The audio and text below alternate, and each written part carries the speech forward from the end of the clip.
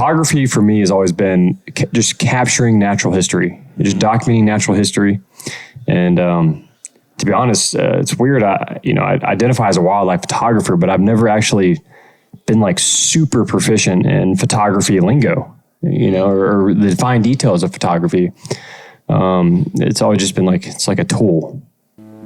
This is the Aptitude Outdoors podcast, where we interview conservationists, hunters, anglers, and outdoorsmen and women to bring you the greatest stories, information, and advice from the best in the world. Hey, I love hunting, I love fishing, and I love America. And with the 4th of July right around the corner, Uncle Louie's Fireworks wants you to celebrate this holiday responsibly. Uncle Louie's Fireworks is one of the only stores in the area that sells subtle fireworks, which emit less noise but still put on a great show, so you can enjoy a fireworks display without alarming wildlife, sensitive pets, and people who are averse to loud noises.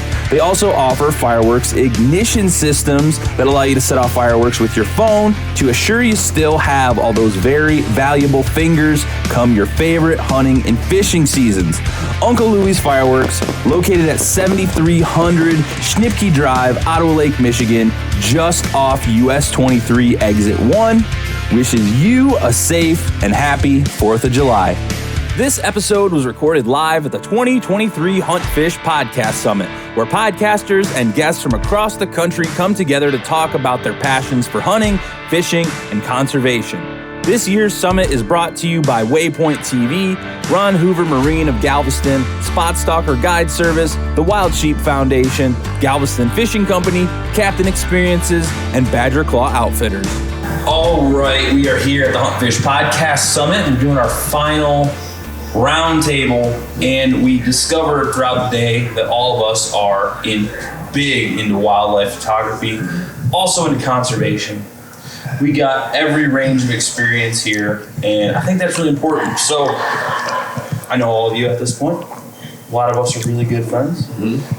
Met Joe today, amazing wildlife photographer. So I guess let's go first. Let's go around the room, starting with you, Mr. Chestermore. We'll go around so people listening to audio can figure out who we are and who's talking. Just introduce yourself and how long you've been doing photography.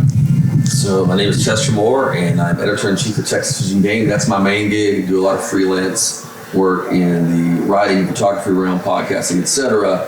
I started doing wildlife photography when I was about 15 years old, just messing around, wanting to capture images, And when I got into the writing part of things, I realized that magazines in particular would pay more if you had the photos to go with the story.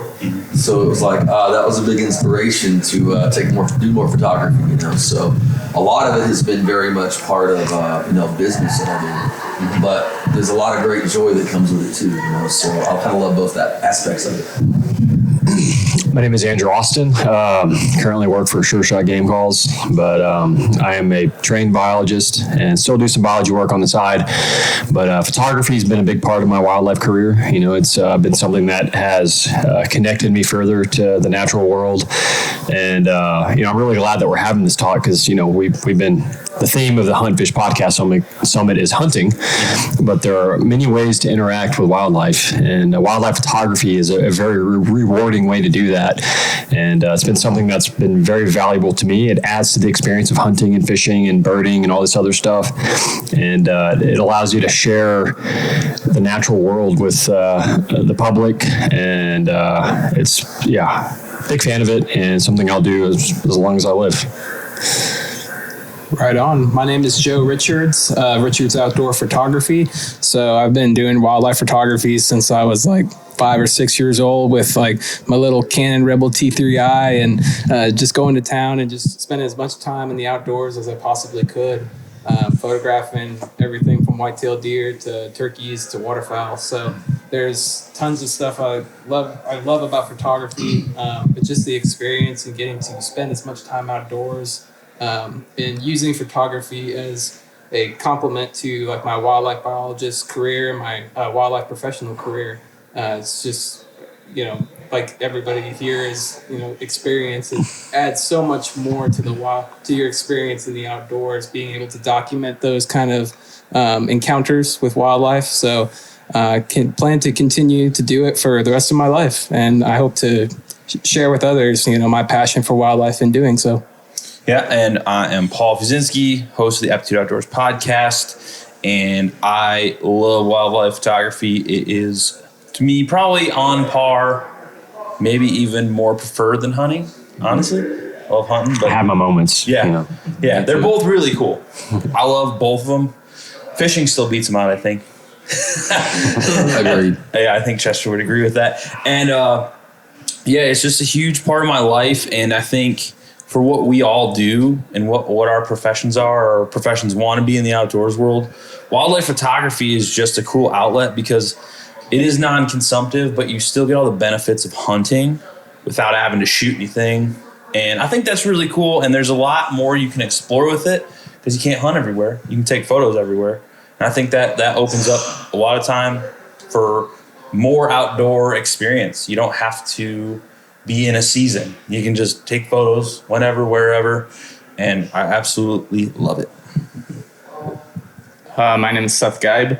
I started doing photography when I was real little, probably about 7 or 8. My dad was a photojournalism major, so that got my brother and I pretty into photography growing up. And did it a lot on film through high school and into college. Did a few shows and stuff in galleries, just to kind of like wet my beak there. But that was all mostly, portrait photography and city landscape photography. I didn't really get into wildlife photography until I switched over to digital, which I'm actually kind of glad. I can't imagine doing wildlife photography on film. It was terrible. I'll just say that. The old guy over here. But and we could probably talk about that a little bit too. I think there's a lot to learn from film photography. Growing up on that, it kind of teaches some different ways to look at technique and stuff. But for me, wildlife photography is my escape. Like, it's my way to get outside. Yeah. It's my way to explore the outdoors and document, all the great creatures that we live around, and hopefully make people that can't get outdoors more aware of all the beautiful wildlife that exists in this world. A couple of us mentioned the fact that maybe we prefer it over hunting or it's on par. I had an experience a few years back that really gave me an even heightened awareness of how much it is like hunting. I took a picture of a Rocky Mountain bighorn. It was one of my best photos I've ever taken. And I gave it to a rancher friend of mine who loves wild sheep.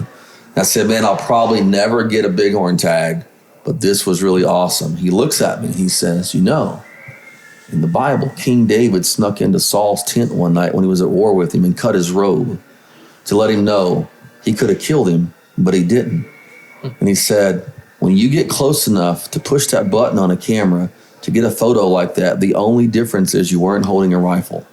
So that really, he made it click to me even more of like, this is like a form of hunting and a pursuit. And, it's just as fulfilling to me. You can count coup on a lot of animals without, spending the money to harvest that animal. Yeah. So I feel that for sure. Amen. And, I guess for a lot of people, they don't have a problem with photography like they do with hunting. And, hunting is tough for a lot of people because there's death involved. And I think that really is the main issue at the end of the day. Because people don't care about cows and chickens and they die. But with hunting, it's a little more personalized. And I think that's where people have the problem. But with photography, you can still get all the benefits of hunting, I feel like. And you can introduce people into that world for getting out there and experiencing animals. I mean, like you go out and you film or you take photos of rare animals and stuff. You're doing everything that you're doing while you're hunting. Oh, yeah. You're wearing camo, you're hiding in blinds, you're trying to get close to the animals, you're sitting for hours. No difference, except for you're not shooting. Exactly. And I think, even to a degree, I think it's even more difficult than hunting because for a hunter, that turkey's just got to walk out and present one single shot. Mm-hmm. But for a photographer, man, that turkey's got to strut. He's got to, do his thing. He's got to be in perfect lighting. He's got to have, you got to fool that turkey for a long time for him to stay there and to do like his natural behaviors. Mm-hmm. And I think about it like the other day. I was like, man, if I had a gun, this turkey would be dead. He'd be dead 10 times. Yeah. So, I mean, I've shot a lot of ducks. I've only taken probably less than 50 photos of ducks that I was really happy with because of the same situation. It is extremely difficult to get ducks within range and then to hang around long enough to get photos of them and within close range that, are really sharp. With duck hunting, you just got to get them close enough to shoot them, and then that's it. It's over. So yeah, I sympathize with that. yeah, the experience is over when you pulled the trigger. Yeah, that's it. I mean, and then you get to eat it later. yeah. That's good. Andrew still is a redneck. I didn't realize this. So that's Never lose a redneck. You got to keep some redneck in you. Yeah, I agree. I'm proud of Always you. got to keep some redneck. I would call this, I would think we should change the name to the Philosophical Redneck Conference. Because we stayed up, the three of us, Seth and Andrew and me, we stayed up till 2 a.m. having a philosophical debate about wildlife. It was great. It was good. I'm really tired right now, but it was totally worth it. So, there's a lot of fun wildlife to shoot photo-wise.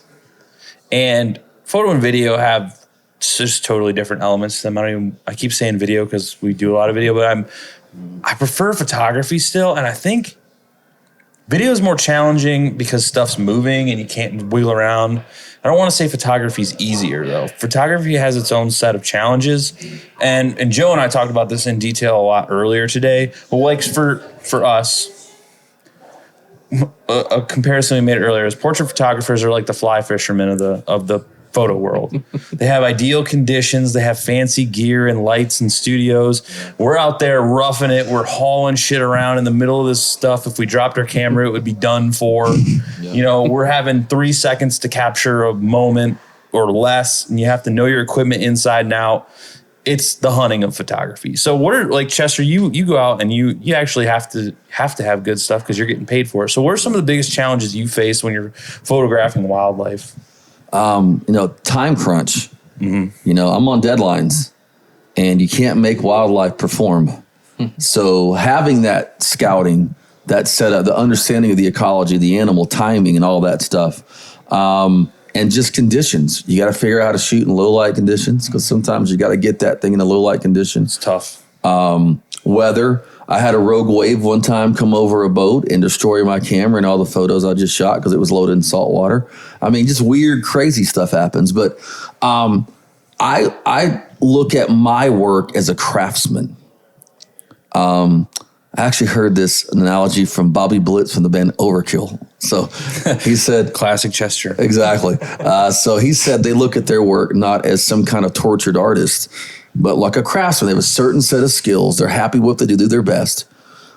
And I look at like a guy like Seth as like an artist, because Absolutely. Like the level of stuff, he's almost hyper enhancing the moment, like the finite moment. And I'm trying to illustrate a story, to color in a story, so it's kind of like the same pursuit, but like, kind of for a different reason, but at the end of the day, it's all capturing an image of wildlife. And really for me, it's like the deadline, the crunch time. And sometimes I have to do things like, you got to set up a picture, you got to set pictures up sometimes. That's just reality. Mm-hmm. And sometimes dealing with the human you have to set up in the picture is far different than dealing with the whitetail.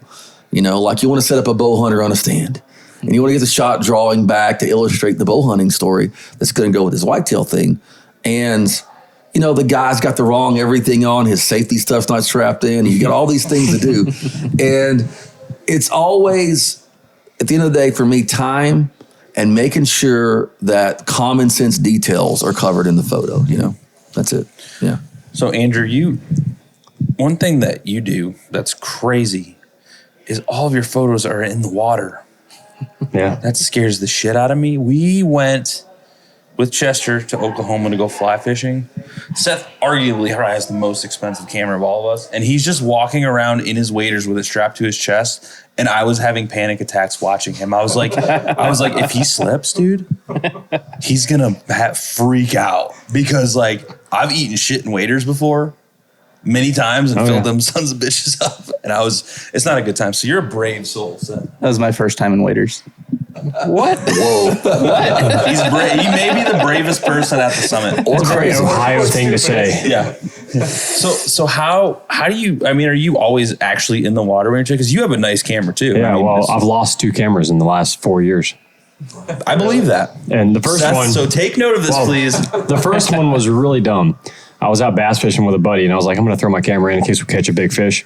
It was March, catch big, the bass spawn is on Toledo Bend. I put my camera bag in the live well. Oh, I wasn't paying attention. I fished in this boat all through high school. I know where all the dry boxes and what, live wells are. I just tossed my camera in, and then it fills up with water. Anyhow, the second one I lost was last year on the Edisto River in South Carolina. That was a whole nother story.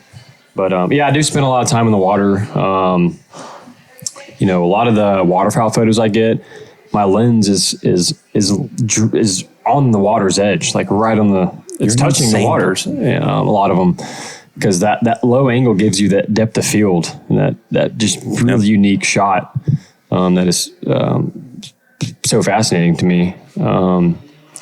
But it is an anxiety-inducing pursuit, photographing aquatic critters. I love your waterfowl videos and photos, and man, you and I are young enough we can still stay on our bellies for a long time and not feel terrible pain the rest of the week. It does suck a little bit in the moment, but we're good to go. But yeah, the water is it presents an interesting challenge, and I have since upgraded my gear, and the stakes are higher now. So let's see how I do going forward. So Joe, what's the riskiest situation you've ever put your camera in? Oh gosh. For me, I mean, I was really stupid one time. So this is like back in the day when I was an intern out at the Rolling Plains Quail Research Ranch. I carried a camera with me all the freaking time, like just because you see too many cool things in the outdoors in the field that like you cannot not carry a camera. So I would just like stick my camera, like I keep it out of the bag, and I would just like stick it in the glove compartment of this Ranger. And we're on these rocky roads all the time, so like I'm just bum bum bum bum bum bum bum bum, and my camera's in the glove compartment. Bum bum bum bum bum bum bum bum bum. I don't know how I didn't break that thing or like break the mirror and the inside equipment of it. I did that for a whole summer, and that camera still works. So I don't know how, but also the dust and the dirt constantly, just blowing in my face in that Ranger. I mean, it was all open cab and everything. So I still do not know how that thing survived because I abused it very harshly. Yeah. Well, Seth, what's some of the riskier situations you've put your camera in besides like 2 days ago?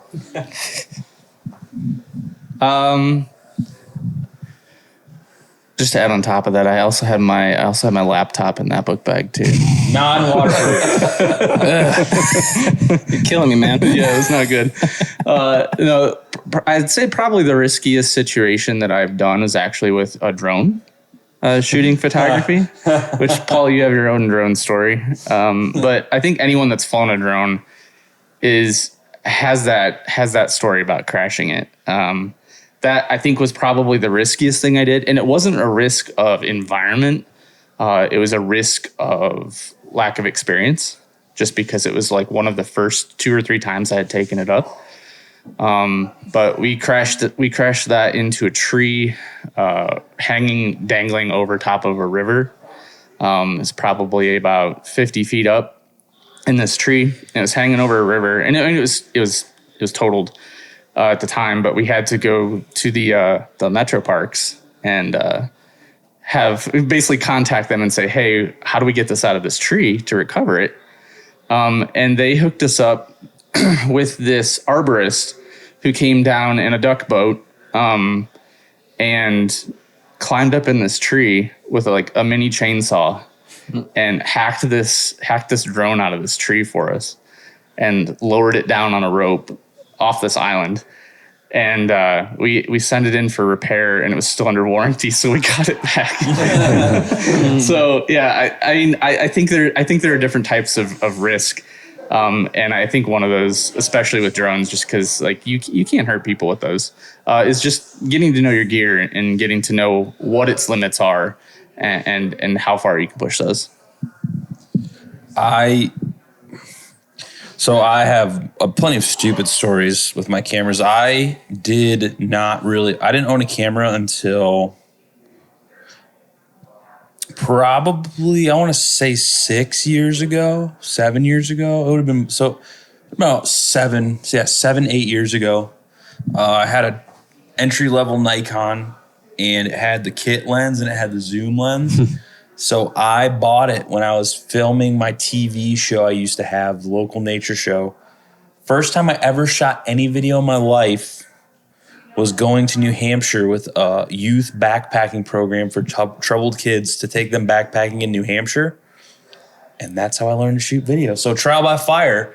And obviously, I've grown quite a bit since then, and especially I started with video. I did not start with photography, which is not usually the case. And I fell in love with photography. And then fast forward to last year, I went with Chester to a conference. He had me film some stuff for him. And then since I was in the area, I called up everybody's good pal, Mr. Derek York, and I said, dude, you got to take me fishing on your charter boat. You got to take me fishing. I want to catch a shark. I want to catch something like big. I've never caught a big fish. I said, I'm going to film it. We're going to make like a vlog. So I go out there, have my, $1,500 Nikon full frame thing. And then I have one of these little cameras that I'm filming on right now. I set it up on a tripod. We're just sitting in the ocean. Boat's doing this thing. And I'm like, cool, this is going to be a cool shot. And then Derek says, hey, can you come hold something for me? So I walk over, yeah. And I hear, bloop. And that tripod right there is upside down in the water with the camera facing down. And I said, oh, shit. And I dove to the end of the boat and grabbed the tripod and saved it. And my camera came up, and it is now buried in my backyard. I had a sacred burial for it. You should have done a Viking funeral thing for it. I was very upset, but at least I had another camera. So, very hard learned lesson: do not put a camera on a tripod on a small boat. It will fall into the ocean because there are these things called waves. Yeah, we already had another wave story here. So that's 2 waves. Wiping out cameras. Do not take your camera near waves. It's a bad idea. And then Seth alluded to a drone story. Similar scenario, bought a drone, filming a commercial for our buddy's fly fishing shop way up in northern Michigan. He wanted to get some footage of it. So I was like, we need a drone for this. I saw a fly fishing shot. I was looking up fly fishing videos. And every fly fishing video has a drone hovering over a boat and the just lines whipping out. It looks cool as hell. So I'm like, I can do that. So we find this patch. We're in this tight little river. I mean, you're going down these rivers and they're tight. Fly fishing out of a boat. I don't remember what they're called. They look like a banana. They're like U-shaped. They're drift boats. And I'm sitting there and I'm like, dude, stop here. Anchor, whatever. We gotta get this shot. There's a hole in the trees, probably about the size of this ceiling, which for a drone is not big. So shoot it up in the air. Sweet, dude. This looks great. Come to land it. Watching it fly down, and I fly backwards to try and land in the boat, and it goes. So I owned a drone for a total of 2 days, and it was in the bottom of the Manistee River. I dove in, grabbed it from the bottom of the river, pulled the memory card, saved all the footage, and wasted $800. So I arguably have the dumbest story of all of you. So one thing that is cool about wildlife photography and stuff is the challenge, and like what you said earlier about dust and all this stuff. We put our cameras through seriously tough conditions and the outdoors, and like in a scenario for an indoor photographer, everything's controlled. And we talked about this a lot earlier, like everything's controlled, ideal conditions. We have to do everything on the fly. You have to know your camera like the back of your hand. So like, does that ever like screw you up? You especially, you're always on deadlines. I can just screw around. I can have all day. Same. But does that like, I get bummed if I have like what I thought would be a sweet photo and I go to look and it's like blown out or something. It just bums me out because I'm like, I know better than that. Yeah, man, like sometimes something as simple as having the wrong ISO or something when you grab it, that's really screwed me up before.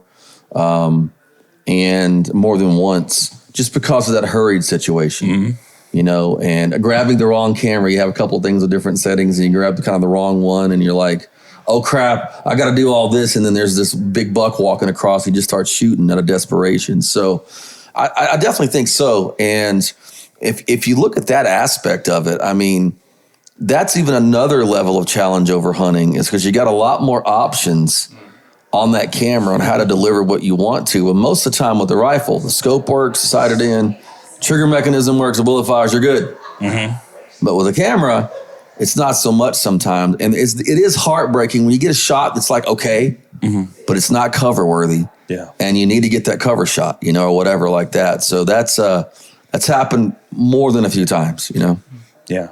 And so what, do you guys have any like tricks that you use for wildlife photography, especially? Like I'll start, my biggest thing that I learned after time, because there's always this thing when you start like, oh, if you don't shoot manual, like, and then you're like, well, I'm not indoors, dude. Like the light changes every 2 seconds. So I generally will run manual and I will run auto ISO unless it's super dark. Like early morning, late evening, I'll run auto ISO. Midday, because then you only have to focus on only 2 other options. Yeah. So what are your guys' tips that you use? I don't care who goes. You know, one of the things is just a very simple thing for wildlife photography. A wildlife photographer named Gerald Burley taught me when I was like 19 years old. Mm-hmm. And it may seem elementary, but it's easy when you look at an animal at a distance. He said, make sure the eyes are very much in focus when you're shooting that animal. And that somehow, if you have the time to photograph that animal, that the eyes are doing something interesting. You know, a slight turn, glare. He goes, that'll make your photo pop so much. And I don't know how many times I've been out photographing something and been like, and I look through the ones and I'm like, oh, that's the one. And it was something with that eye, you know, like that. So it's just a simple thing, but it can get, you know, if you're out doing waterfowl photography, flying, that's not always that possible. But, you know, if you're doing turkey strutting, and I have this really great turkey strutting photo, and everything with the eye. The eye was okay, but it was just boring. And so, but our eyes lock with the animal's eyes in the photo. So it's just something, a little simple thing like that. But I do a very similar thing with you, Paul, with like the auto ISO and all that kind of thing. Mm-hmm. Yeah, very simple too, because I need it to be fairly idiot proof for me, you know? Hey, what's up everyone? James Appleton here, co-founder of Absolute Aid. Welcome to the Seek to Do More program.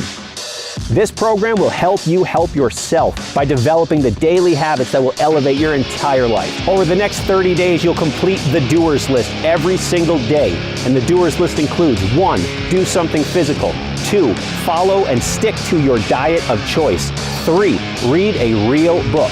4, further your education on purpose. 5, dedicate time to your spiritual life. And 6, dedicate time to your hobbies. So if you're ready to take a structured, proven approach to build the daily habits that will allow you to get the most out of yourself, your time, and your life every single day, the Seek to Do More program is your blueprint. So make a choice, commit to yourself, sign up below, and let's get started. And I'm very similar as well. I shoot on auto ISO most of the time, just because, like you said, the light is constantly changing in an outdoor setting, and you don't have time to think about all of those details. I mainly focus on that shutter priority mode and think about like, okay, do I want to stop the action? Do I want to, if it's too dark, I can just, get a clear image. What can I do with the light situation? Because that's what's going to control the quality of your photo overall. And something that I, have picked up on in wildlife photography that I recommend to everybody who's trying to do it and get started with it is you're constantly learning all of the time. I'm learning new things about my equipment all the time. I'm like, oh, I didn't know that setting existed. That's crazy. But also just observing, spending as much time in the field with your equipment, learning your equipment, and getting used to it, because then when you have some of those high stress or high stakes moment, the turkey walks in, the big, 150 or 180 inch buck walks in, you're prepared. And you can just look at a scene and you can say, all right, I want my shutter speed to be this. I want my ISO to be this. And you can start shooting, and you don't have to think about like, is it coming out? And that for me, it takes a lot of stress off. And the more time I spend in the field, the better your images are going to turn out.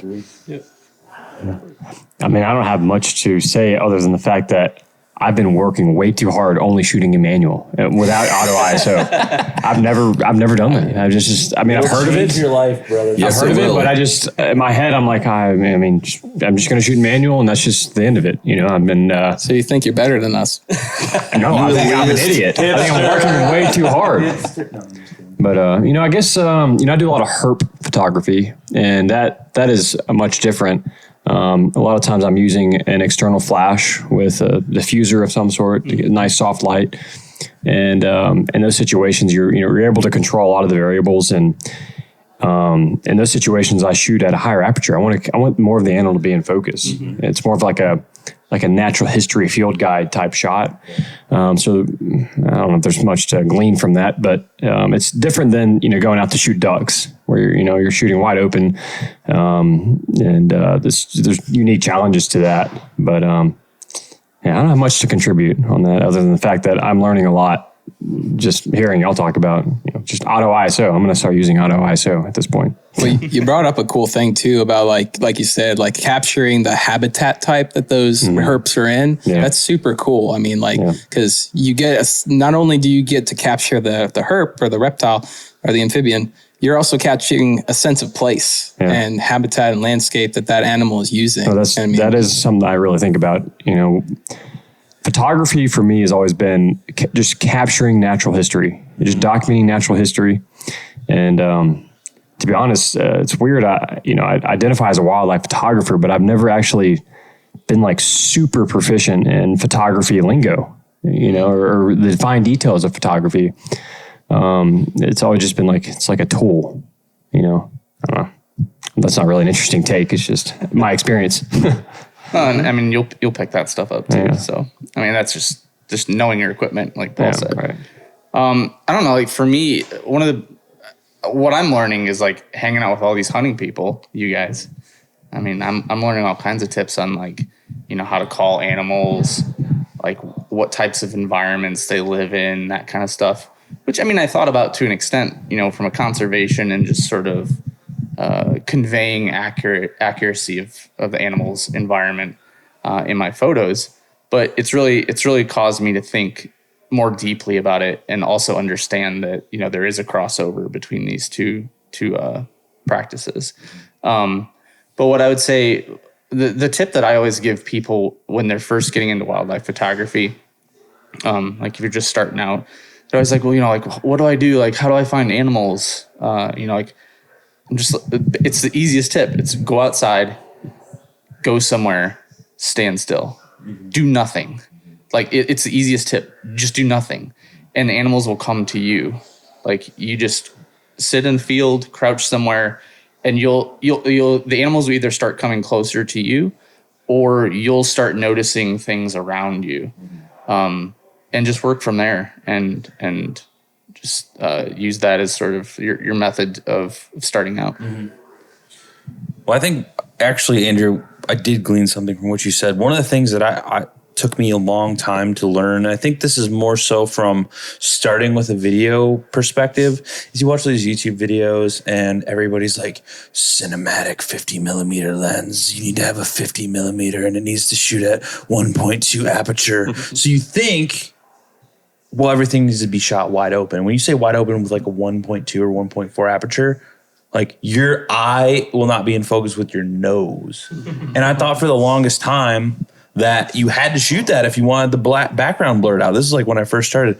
Absolute crap, especially when you start getting into full frame cameras that have a lot more like depth of field. Telephotos. Depth of field at a low angle with a high telephoto lens. You can shoot at 7 or 8 and you still get the blur. At 10 or 12 on a 600 millimeter and it's like shooting at like 2 on a 50 millimeter. It's nuts. And I don't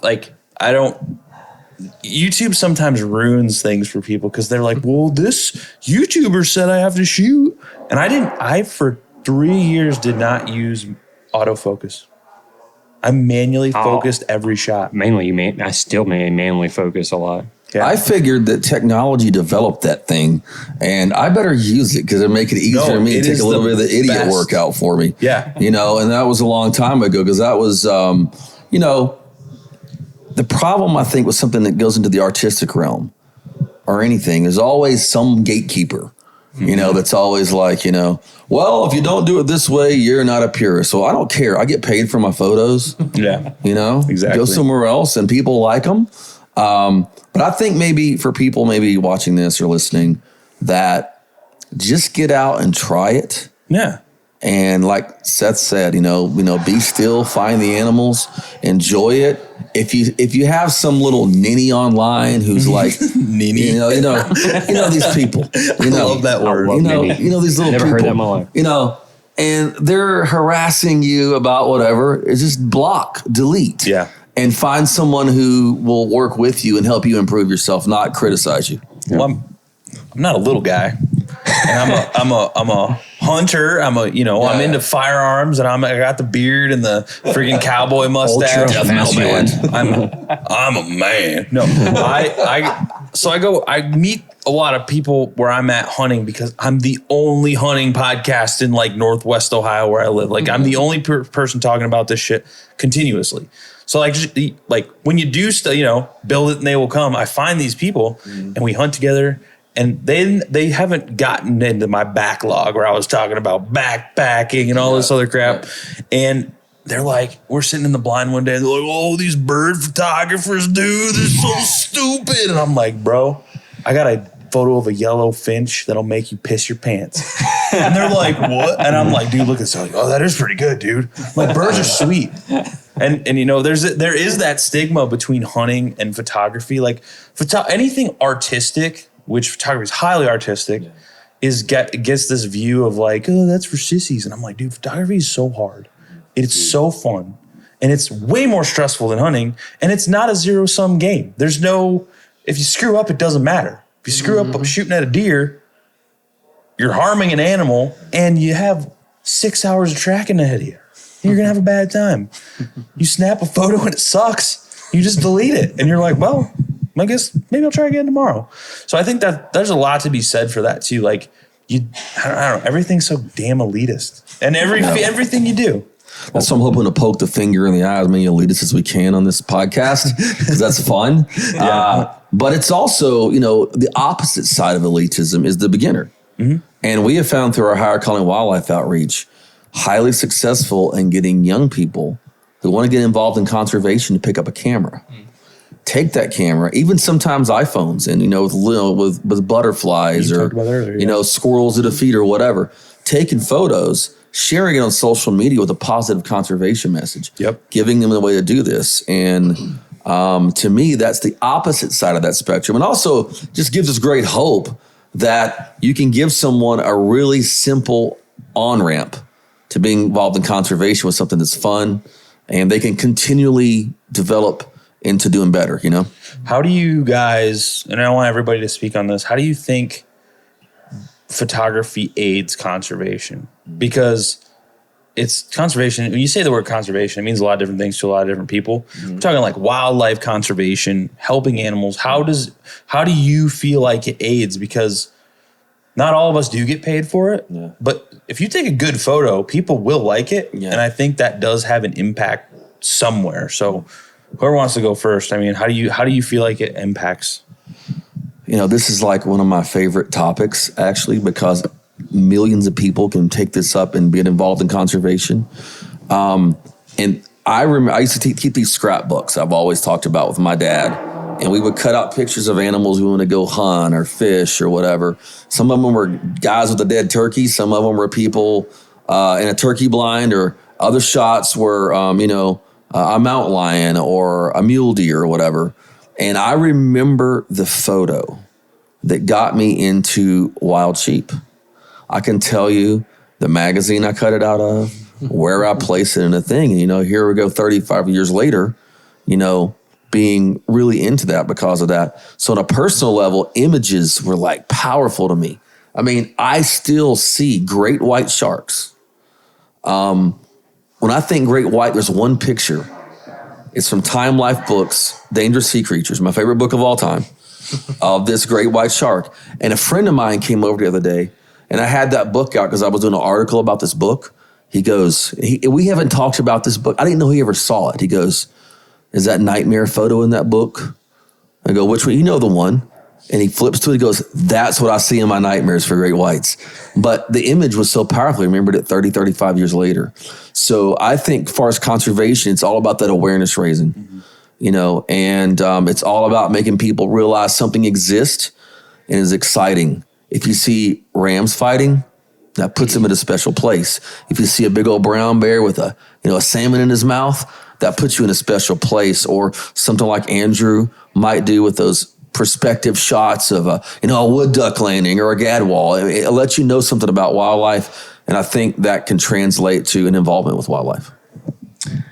A lot of the stuff I'm interested in is like these obscure herps and plants and stuff. So photography for me is a chance to highlight the overlooked biodiversity. East Texas has all these interesting, rare plants and stuff that need conservation attention.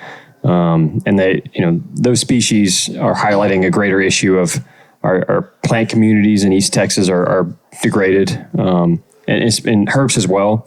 So photography is a way to just for people to see that these species exist at all. People just don't know about them. And I know for me personally, I was inspired to learn about, rare plants in Texas because of a photographer I look up to, and that seeing his photos and how he's connecting a story to these photos by explaining the ecology of whatever species he's photographing or ecosystem, like really inspired me. And I try to pass that on, and hopefully somebody will be inspired by my own photos to get more interested in learning about their local ecosystems, and not just the big stuff, not just the cool birds and the megafauna, but also the little stuff, the insects, the cool plants and the herps as well. And that photography is one of the easiest ways to spread that message. Mm-hmm. Mm-hmm. Yeah, very well said. I mean, I agree with both of you completely. I mean, photography is a tool that we should use to inspire, like you were inspired by all the many, awesome images that you saw in magazines. I mean, I still go through National Geographics and Fish and Game and, Texas Wildlife magazines, and I'm inspired by the photos that, people are capturing, and it makes people care about natural resources and wildlife and habitat and wildlands. And so it's going to just continue to go forward with that. And, as technology increases, we're going to find more things that, like you said, I've never seen a tiger in real life, but I've seen millions of photos of tigers, which makes me care about them, to see that. But tigers, this huge charismatic species, I've seen tons of photos of not so charismatic species, little insects in the Amazon that no one even knows exist. And they don't even have a common name, but I care about them now because I saw a really cool, awesome photo of it. So photography is just going to continue to have a place in modern wildlife conservation, for the long run. And without it, how are people going to know what we're protecting, what we're trying to protect in these wild places? And it's becoming increasingly important as time goes on with social media and exactly. I think for me, I approach wildlife photography slightly different. I mean, don't get me wrong. I love highlighting rare species and things like that. And I think you're completely right. I think everything that you guys have said is completely accurate. From my perspective, I don't get out and travel a lot. I live in a city in Ohio. So the way that I approach it and the way that I hope to get people interested in conservation is highlighting local species, highlighting squirrels, highlighting robins, blue jays, things that people see every single day, and letting them know what fun facts there are about those kinds of things. I'll try to write in little descriptions on my Instagram or whatever. But for those people who can't get out of that city, or people who live in city, highlighting those species that live there, and letting them know, or just making them aware, and when they go out and see these species, they can say, oh, well, I know this really cool fact about, a red squirrel or something. That to me I think is really, really powerful. Totally agree. Yeah, and I mean, I had formal like naturalist training when I worked at a park district, and one of the things that they really hammered on, because I was like, "Well, I want to learn all this cool stuff about all these rare species that live around here." They're like, 99% of the people that come to this park aren't going to care about that at all. They're going to want to be like, "Hey, what's that thing up there?" And be like, "Dude, that's a squirrel." And they're like, "Whoa!" And they're like, most people don't get outside like we do, and we forget that.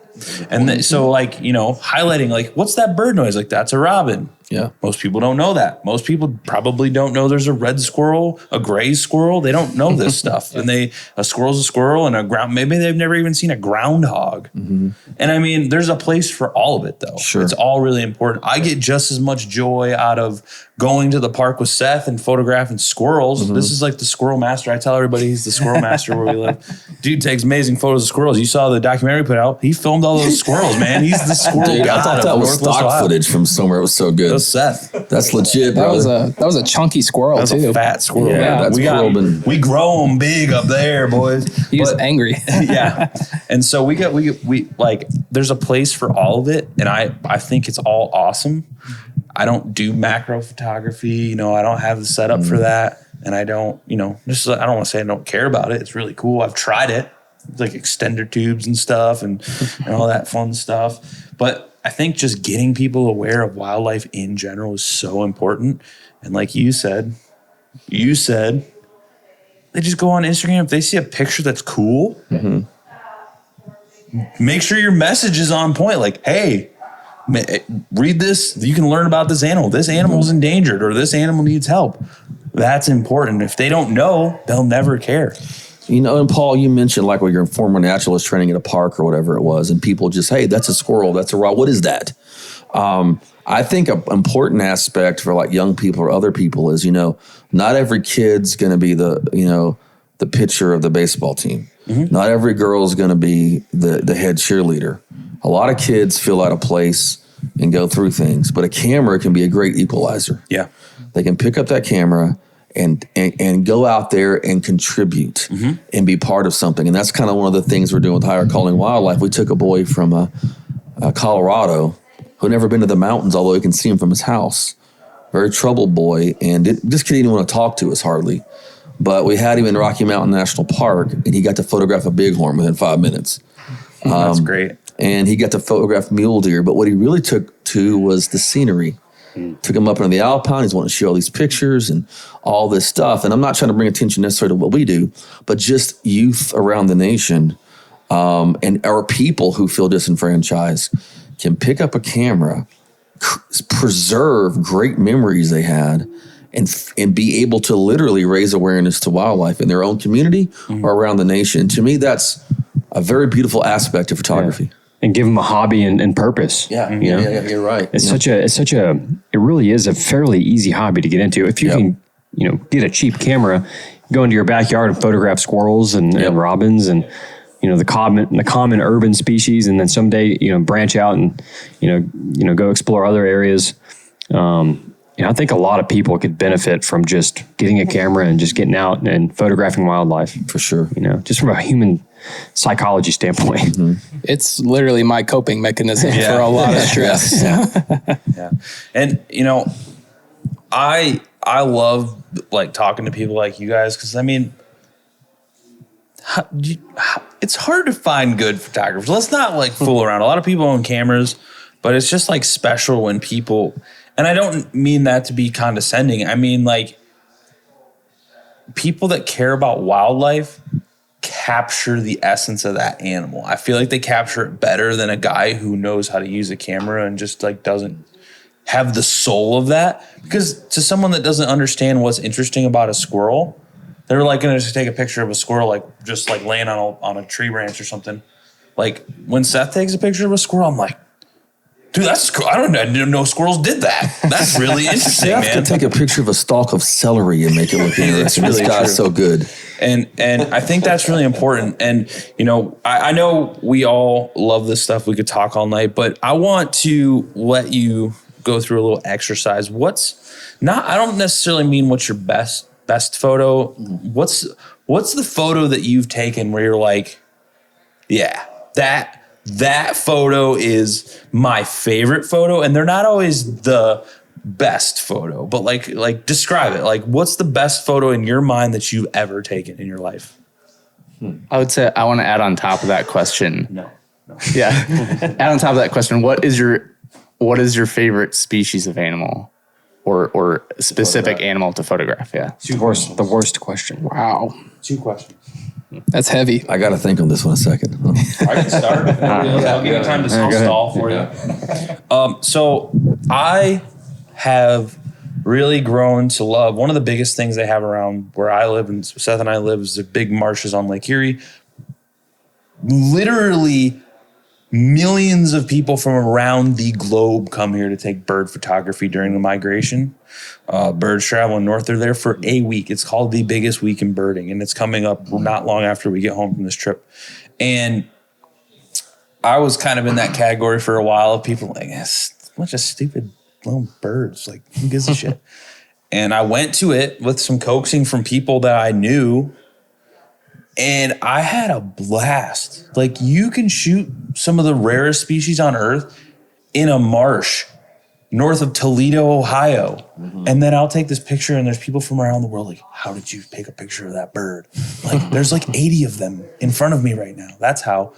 But that really isn't the place where I've taken my favorite photo. I've taken a lot of great photos there. Some of the best, I think my best photography work has been taken there. But my favorite photo I ever took was in a public park in the middle of the city. It was an urban park. And I had been wanting to photograph an owl for like years. And I just didn't know where to look. I spent so much time focusing on hunting. I didn't know anything about birds really. And Seth was like, hey dude, there's this owl at this park now. Do you want to go? And I've like dropped everything I was doing and drove to the park and went up there, and we spent 4 hours just looking at these owls. They had just had babies.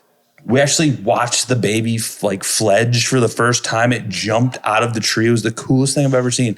And I'm just standing around taking photos. I kept switching between video and photo. I can't not do it. Video is so ingrained in my soul.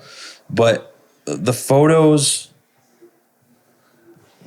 I don't know how I captured this moment, but the baby had fledged from its nest. It jumped, hit the ground, it started climbing up the tree and doing all this weird stuff. It got to this branch, and it's sitting there, and I just switched the settings. Everything came out perfect. And I snapped. I just started hitting rapid fire because I saw the mom in the background jump off the tree, and I just hit rapid fire until the camera stopped firing. And there's a picture with the mom landing with one wing, and it looks like she's cradling the baby owl. And I was like, you've got to be kidding me. Pure luck. I have no claim, no skill in this photo. And every time I scroll, I'll like pop up in a Facebook memory. I'm like, that was the greatest photo I've ever taken, and probably like 80 people have seen it total. And I'm there, like, I don't care. I'm so proud of it. I'd like get that tattooed on me. Like it is. I'll show you guys when we're done. So that's like, to me, that's my favorite photo. It might not be the best photo I've ever taken. There's some minor issues with it, but like to me, when I think of my favorite photo, I'm like, that's the one. That's the one. Species to photograph, like regular. Or you mean like regularly, or just in general? Like. I just like photographing deer, man. They're super charismatic. They're cool looking. They're like, everybody loves deer. I don't know. And we can just go to a park and shoot them. Like, we went to a park and shot these massive bucks. Massive, like I was drooling. And then I love it because it drives my hunting buddies insane. They lose their mind. They're like, we'll go there, we'll go to the park, and we'll just like shooting fish in a barrel. They're in people's backyards, like eating their grass. And you just zoom in, crop right in on their face, do the biggest rack you've ever seen for Northwest Ohio. And they're like, why didn't you shoot it? Like, A, we're in a public park, so that's a felony. I would go to prison. And B, it's out of season, so I don't even know why you would ask that question. And they're just losing their absolute minds. And I think that's why I love it, because they know they can't shoot it and it drives them off the wall. So yeah, that would be my short and long answer. I'll go next. Awesome. Whoever wants to go next. it's hard to pick a favorite photo I've taken. I have a lot of profound experiences, and that influences what is my favorite photo, I guess. I've had experiences where, I'm like, I've entered the lives of waterfowl. I set up and they come in and they're like 5 feet away from me and they don't know I'm there. And I get some of my very best photographs that way. And I had an experience like that a couple months back with green-winged teal and northern pintail, where they were in this little oxbow off the Colorado River, and I set up there, and I get there and they're in the pond. I scare them out, and being a duck hunter, this is something I've done before. You can scare ducks out of a hole, set up, and a lot of times they'll come back and feed. A couple hours later, and so I set up in this hole, and 2-3 hours later they start coming back. And, I'm laying on my belly in the marsh grass, and I can't look up or around me. I have a narrow shooting window, and I can hear them flying around. They're making their passes, and finally they land. And then before you know it, there's a green wing 10 feet away from me, and it doesn't know I'm there. And that was one of the most incredible experiences I've ever had shooting wildlife with my camera. And I got some of my very best photos of green wings in that moment. But I would say my favorite group of animals to photograph are ducks for experiences like that.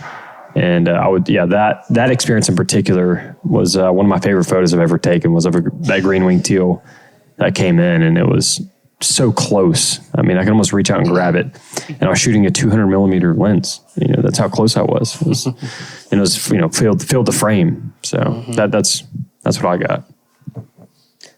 Yeah, it's so difficult to pick an exact photo. So I'm just going to say no. I don't have a favorite photo or even a favorite species to, because there's so many.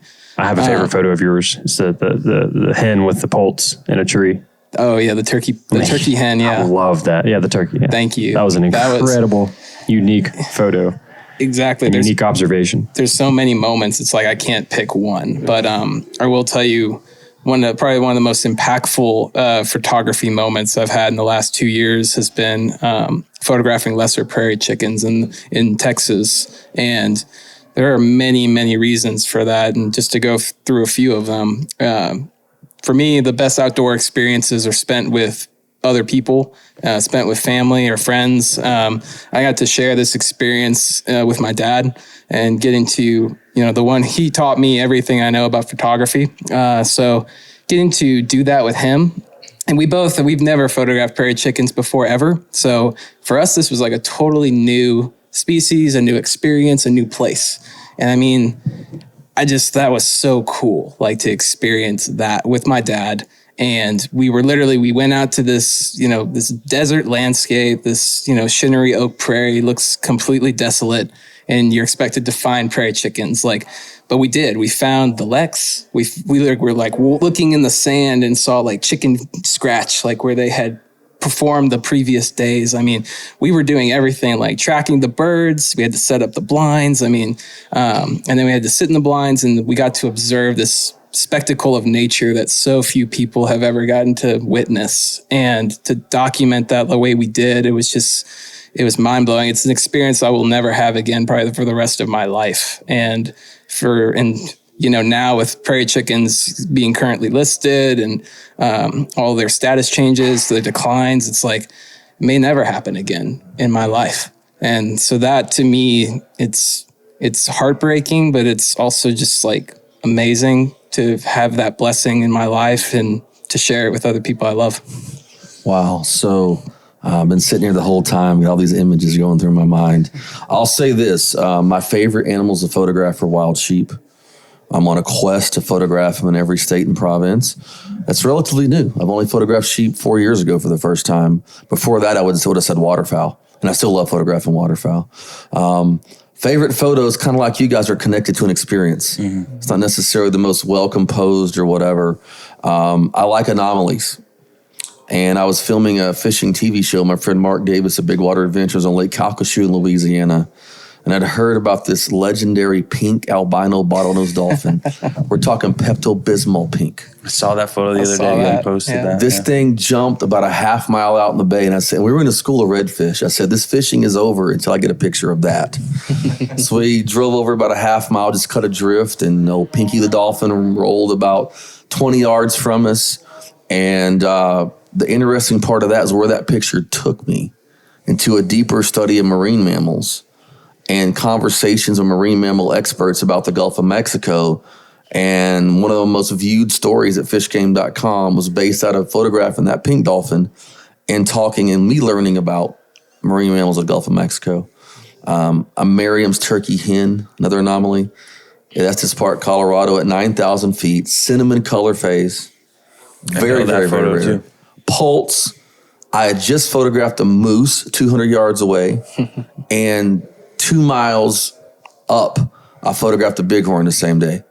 So it's sometimes catching those little oddities and anomalies like that are very special to me, because that makes people, I like it to start off with. And the turkey was really important to me, and particularly because my wife Lisa was there. We shared that moment together, and moose became her favorite animal after that day. And so just a great memory attached to it. I think instead of going on a hunt trip together, we should all go on a photo trip together. That'd be pretty bad. I mean, we would have a lot of fun. And it's a lot more affordable. Where would we go? Wherever you want. Do we chase birds? Do we chase mammals? And come up to the biggest week in birding. We'll go to Colorado. We'll go photograph creepy snake shit with Andrew. I mean, you tell me, I'll be there, You should do a show called that, right? Snake shit. Well, we could literally go all night with this, but thanks guys for doing this. It was really fun, and it's not often you get to just sit in a room with people who like taking photos that you nerd out about it. So appreciate it. Very, very positive compared to some of the depressing conservation topics. Yeah, I've had enough being sad about conservation. So thanks, guys. Very good. Thank you for having us. Hey, thanks for listening to the Aptitude Outdoors podcast. If you're getting anything out of this, if you're learning something, if it's helped you in any way, go down in the link below and buy me a coffee. Throw me $1, throw me $2. We greatly appreciate it. Just using it to keep this ship afloat. So thank you very much.